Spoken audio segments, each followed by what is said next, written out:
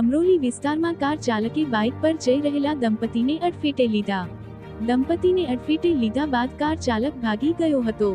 રાહદારીઓએ પીછો કરી વેસુ ખાતેથી ઝડપી પાડ્યો. સુરત બમરોલી રોડ પર બની હિટ એન્ડ રનની ઘટના.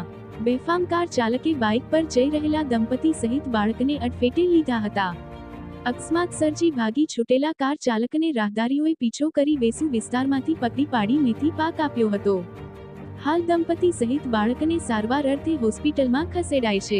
અલથાણ પોલીસે હાલ કાર ચાલકને પકડી આગળની કાર્યવાહી શરૂ કરી છે. Bureau report Surat.